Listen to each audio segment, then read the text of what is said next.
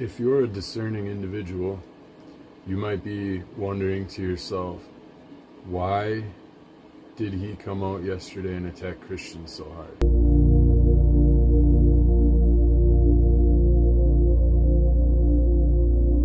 The truth is kind of twofold. One being that there's a difference between Christianity and religious Christianity. Those two are fundamentally almost opposed to each other if you really break it down. And if you don't see the difference in that, in the two, you are one of the ones I was addressing yesterday. What Christ taught and what the church is teaching, two different things.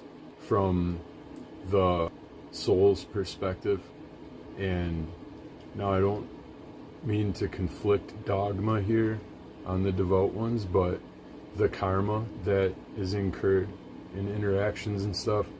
Religion, or the church, has been largely concerned with its own narrative and unconcerned with the individuality of people, more favoring the collective control than the collective good. But that's just one part of it.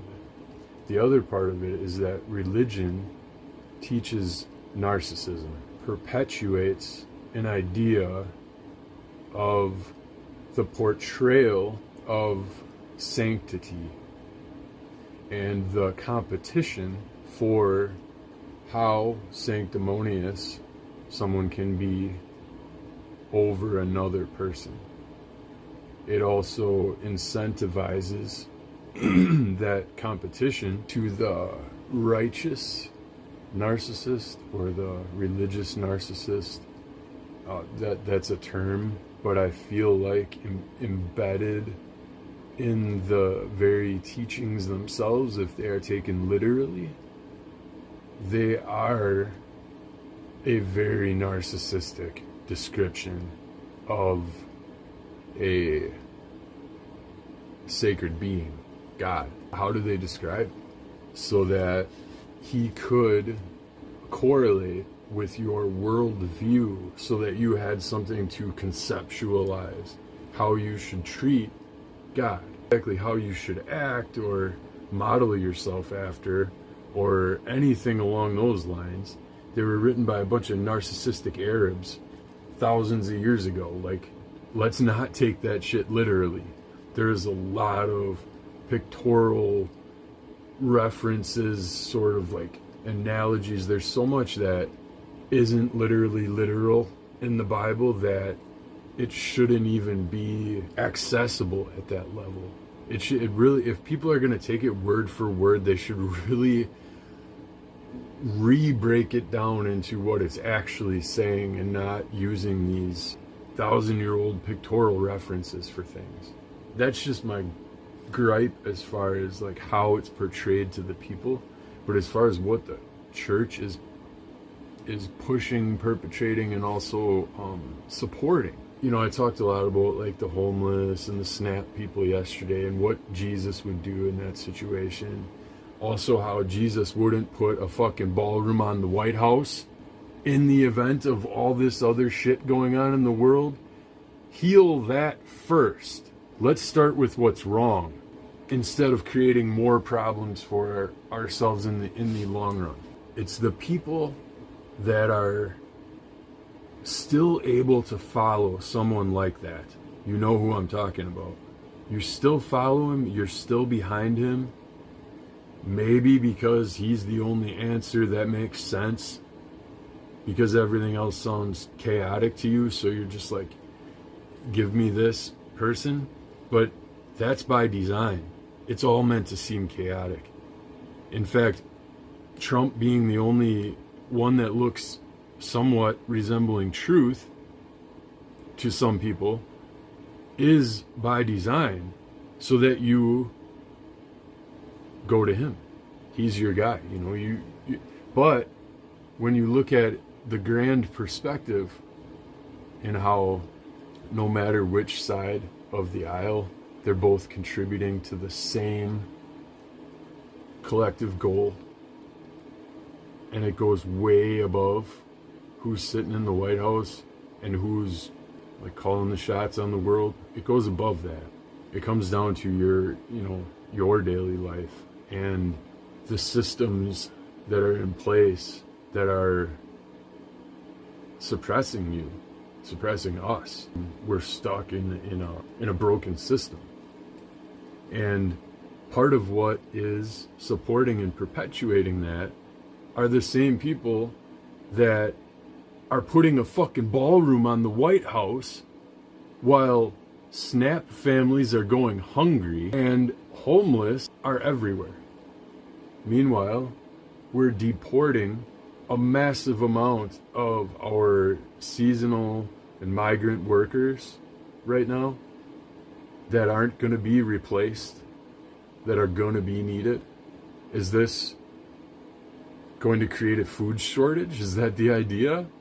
Is it that looking ahead, they're seeing things as we're not going to need that much food in the future, therefore we're not going to need this many people in our country, so get them out now because something's about to happen, close the doors, and we'll find out why we're not going to need all the food we used to need? Is that why?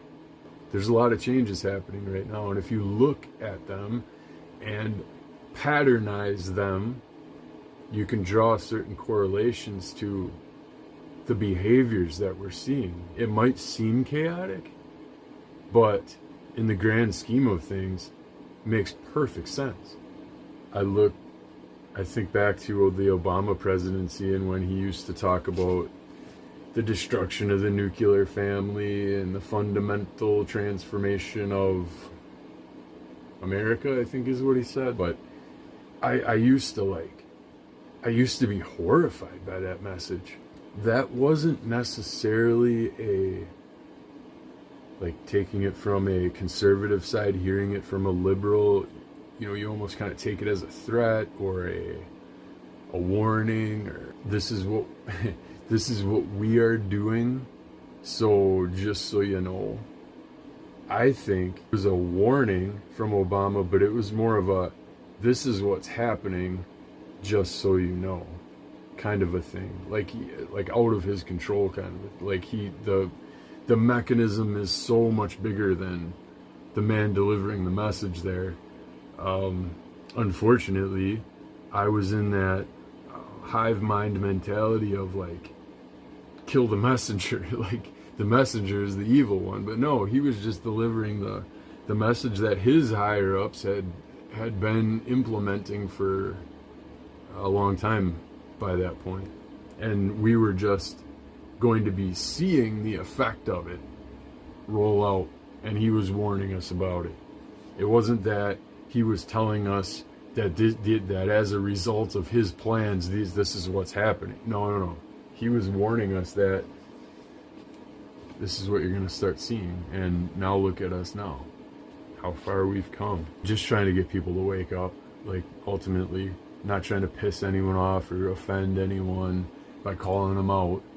But sometimes people need to be called out on their ignorance and blindness, really. Because unfortunately, one of the products of that religion is to teach blindness to people. They teach you only where to look, not how to question. They don't want you to question. Questions are dangerous. So don't question and place faith. So therefore, you do that throughout your life with things. You place your faith in certain things that are collectively accepted. Being of a religious upbringing, I had full confidence in all of the name brand things like Coca-Cola, Kraft Foods, all of those type of name brand things that have been around forever, multi-million-dollar companies. They must be that big because they must be good. They must have the general good in mind, right? Or they wouldn't do anything that would hurt us. Why would they want to hurt their bottom line? No.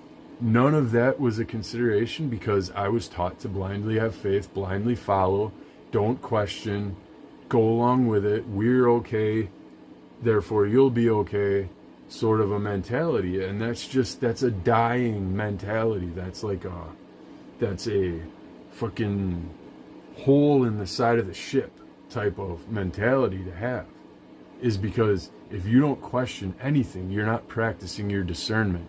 And therefore you can be, I guess I'm not compelled to finish that. We'll let you take that wherever you might. The discernment, having a healthy discernment toward those things that, when you're taught not to question things, questions are going to come up. You're going to have those questions in your mind, and then you're going to think, oh, it's not good to think about this. And you suppress it.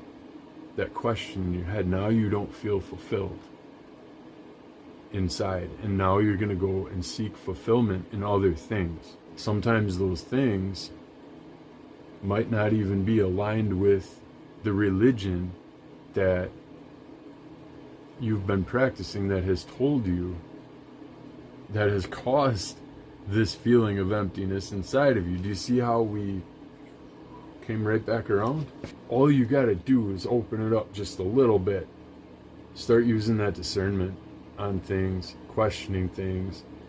Don't follow everything blindly just because you trust the source. Start looking at the source. Like, I mean, if anything, the Catholic Church taught us so much about question the source when it comes to religious dogma and crap.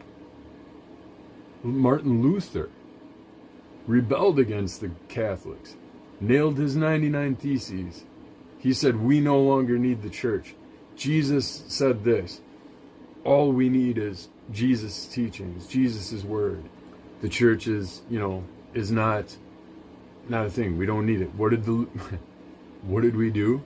We read what Luther said thanks for translating the Bible. Hey, let's go make a church. With its own dogma. But it's the same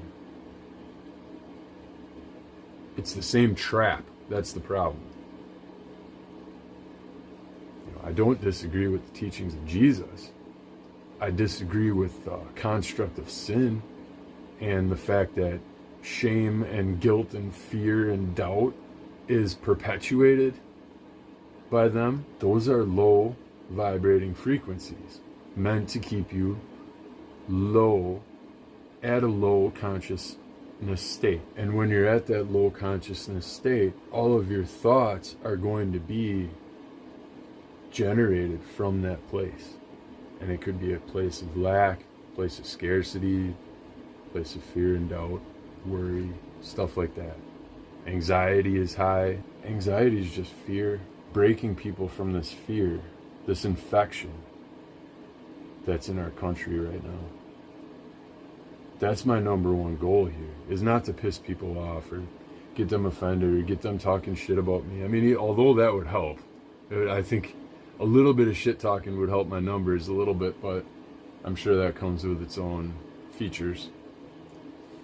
So anyway, this one got long. Just wanted to come out and just say that about yesterday's videos, in case there was any confusion or any kind of ill feelings. I don't mean any ill feelings towards anyone. I want us all to heal. And it's unfortunate to see, and I think this is part of my mission, is to have this perspective on the Christians, because I was born and raised my entire life. I would still be like on the path. I could totally align with that path within my family and just like carry it all the way to the end zone. But breaking away from that and seeing the contradictions is eye-opening. And when you're in it on your way to that end zone, you're not going to see it. You're not going to see it. You're meant not to see it. But it's not until you start looking to the sidelines that you might see.